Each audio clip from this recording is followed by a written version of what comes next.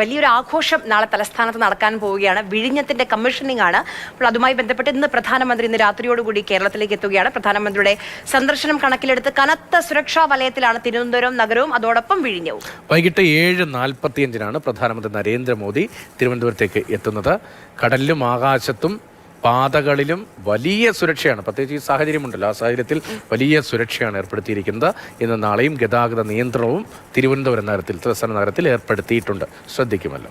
R Ananthakrishnan നമുക്കൊപ്പം വിവരങ്ങളുമായി ചേരുന്നുണ്ട്. അനന്തൻ, ഇപ്പോൾ വിമാനത്താവളത്തിന് മുന്നിലുള്ള സുരക്ഷാ ക്രമീകരണങ്ങൾ നമ്മൾ ദൃശ്യങ്ങളിൽ തന്നെ കാണുന്നുണ്ട്. ഈ കഴിഞ്ഞ ദിവസങ്ങളിലൊക്കെ തലസ്ഥാനത്ത് പല ഭാഗങ്ങളിലും സെക്രട്ടേറിയറ്റിലും എല്ലാം ഈ ബോംബ് ഭീഷണി സന്ദേശങ്ങൾ വന്നിരുന്നു. ഇന്നും വന്നിട്ടുണ്ട് തിരുവനന്തപുരത്ത്. അപ്പോൾ അതുമായി ബന്ധപ്പെട്ടൊക്കെ എങ്ങനെയാണ് പരിശോധനകളൊക്കെ നടക്കുന്നത് അനന്തൻ? ആര്യ, പ്രധാനമന്ത്രി നരേന്ദ്രമോദി തിരുവനന്തപുരത്ത് എത്താൻ ഇനി മണിക്കൂറുകൾ മാത്രമേ ബാക്കിയുള്ളൂ. രാജ്യം പാകിസ്ഥാനെതിരെ വലിയ പടയൊരുക്കം നടത്തുന്നു. നമ്മുടെ സേനകളെല്ലാം സുസജ്ജമായി നിൽക്കുന്നു. ഈ ഒരു പശ്ചാത്തലത്തിലാണ് പ്രധാനമന്ത്രി നരേന്ദ്രമോദി നമ്മുടെ ഏറ്റവും വലിയ അഭിമാന പ്രോജക്റ്റായ വിഴിഞ്ഞം തുറമുഖം രാജ്യത്തിന് വേണ്ടി സമർപ്പിക്കാൻ വേണ്ടി തിരുവനന്തപുരത്തേക്ക് എത്തുന്നത്.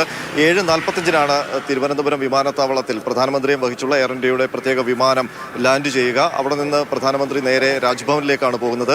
ഇന്നിപ്പോൾ രാജ്ഭവനിൽ രാത്രി അദ്ദേഹം അവിടെ താമസിക്കും. അതിനുശേഷം നാളെ രാവിലെയാണ് വിഴിഞ്ഞം തുറമുഖത്തിന്റെ കമ്മീഷനിങ് ചടങ്ങുകൾ നടക്കുക. അതിനു മുൻപ് തന്നെ നമുക്കറിയാം ഇപ്പോഴത്തെ രാജ്യത്തിന്റെ ഒരു പശ്ചാത്തലം, അതിനൊപ്പം തന്നെ തിരുവനന്തപുരത്ത് കഴിഞ്ഞ കുറേ ദിവസങ്ങളായി തുടർച്ചയായി വരുന്ന ബോംബ് ഭീഷണികൾ, ഇതെല്ലാം കണക്കിലെടുത്തുകൊണ്ട് നമ്മുടെ സംസ്ഥാന തലസ്ഥാനത്തേക്ക് എത്തുന്ന പ്രധാനമന്ത്രിയുടെ സുരക്ഷയ്ക്ക് വേണ്ടി വലിയ സന്നാഹമാണ് ഒരുക്കിയിരിക്കുന്നത്. ഞാൻ നിൽക്കുന്നത് പ്രധാനമന്ത്രി വിമാനമിറങ്ങിയാൽ പുറത്തേക്ക് ഇറങ്ങി വരുന്ന ടെക്നിക്കൽ ഏരിയ, വിമാനത്താവളത്തിൻ്റെ ടെക്നിക്കൽ ഏരിയയുടെ, എയർഫോഴ്സിൻ്റെ അധീനതയിലുള്ള ടെക്നിക്കൽ ഏരിയയുടെ കവാടത്തിന് മുന്നിലാണ്. ഇതിന് മുന്നിൽ തന്നെ നമുക്ക് പോലീസിൻ്റെ എത്രത്തോളം വലിയ സുരക്ഷാ സംവിധാനമാണ് ഒരുക്കിയിരിക്കുന്നത് എന്ന് കാണാൻ കഴിയും. ഞങ്ങൾ അല്പസമയം മുമ്പ് പ്രധാനമന്ത്രി വന്നു കഴിയുമ്പോൾ രാജ്ഭവനിലേക്ക് സഞ്ചരിക്കാനുള്ള വാഹനവ്യൂഹം, SPGയുടെ അടക്കമുള്ള വാഹനവ്യൂഹം അല്പസമയം മുമ്പാണ് എയർപോർട്ടിനുള്ളിലേക്ക് കടന്നുപോയത്. ടെക്നിക്കൽ ഏരിയയിൽ ആ വാഹനങ്ങളെല്ലാം സജ്ജമായി കഴിഞ്ഞു. ഇനി പ്രധാനമന്ത്രി വരുന്ന ആ ഒരു നിമിഷത്തിന് വേണ്ടിയുള്ള കാത്തുനിൽപ്പാണ്.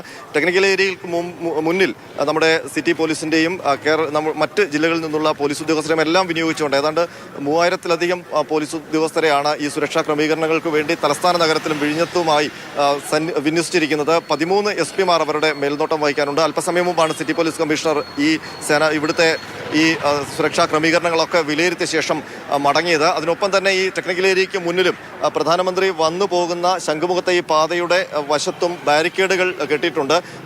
BJP പ്രവർത്തകർ ഒരുപാട് പേർ ഈ പ്രധാനമന്ത്രിക്ക് അഭിവാദ്യം അർപ്പിക്കാൻ വേണ്ടി ശംഖുമുഖത്തേക്കും രാജ്ഭവനിലേക്ക് പോകുന്ന പാതയ്ക്ക് ഇരുവശവും അണിനിരക്കാൻ എത്തിയിട്ടുണ്ട്.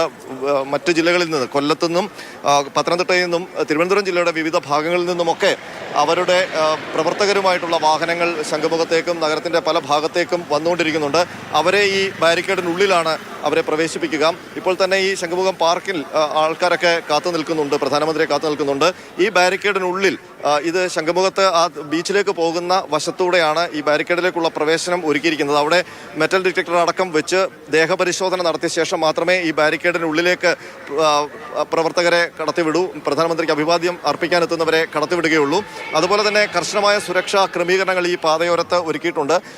ഈ ശംഖുമുഖത്ത് ഈ വിമാനത്താവളത്തിൻ്റെ ഈ ടെക്നിക്കൽ ഏരിയയിൽ നിന്ന് രാജ്ഭവൻ വരെ നീളുന്ന റോഡ്, അതായത് ചാക്ക വഴി, ജനറൽ ഹോസ്പിറ്റൽ വഴി, യൂണിവേഴ്സിറ്റി വഴി, വെള്ളയമ്പലം വഴി, രാജ്ഭവൻ, കവടിയാർ വരെയുള്ള റോഡിൻ്റെ പൂർണ്ണ നിയന്ത്രണം ഇപ്പോൾ പോലീസിൻ്റെ കൈവശമാണ്. ഇന്ന് ഉച്ചയ്ക്ക് 2 മണി മുതൽ രാത്രി 2 മണി വരെയാണ് ഈ നിയന്ത്രണം നിലനിൽക്കുന്നത്. ഈ റോഡിൻ്റെ വശങ്ങളിൽ വാഹനങ്ങൾ പാർക്ക് ചെയ്യാൻ അനുവദിച്ചിട്ടില്ല. നമ്മളിപ്പോൾ ഇങ്ങോട്ട് വരുമ്പോൾ ഈ റോഡ് സൈഡിലൊക്കെ ഇരിക്കുന്ന വാഹനങ്ങളൊക്കെ മാറ്റുകയും അവിടുത്തെ ഓട്ടോ സ്റ്റാൻഡുകളിൽ നിന്ന് ഓട്ടോറിക്ഷകളെയൊക്കെ ഒഴിപ്പിക്കുകയും ചെയ്യുന്ന കാഴ്ചയാണ് കാണാൻ കഴിഞ്ഞത്. അതിനൊപ്പം നാളെയും രാവിലെ 6:30 മുതൽ ഉച്ചയ്ക്ക് 2 മണി വരെ ഈ റോഡിലും അതിനൊപ്പം തിരുവനന്തപുരത്ത് ഇന്ന് നഗരത്തിലേക്കൊക്കെ ഇറങ്ങാൻ ആഗ്രഹിക്കുന്നവരുടെ ശ്രദ്ധയിലേക്കാണ് കർശനമായ ഗതാഗത നിയന്ത്രണങ്ങളുണ്ട്. വെക്കേഷൻ ടൈമാണ്, കുട്ടികളായിട്ടൊക്കെ എല്ലാവരും വരുന്ന സമയമാണ്, ശംഖുമുഖത്തൊക്കെ പ്രത്യേകിച്ച് പോകുന്ന സമയമാണ്. അപ്പോഴാണ് ഈ നിയന്ത്രണം ഉള്ളത്.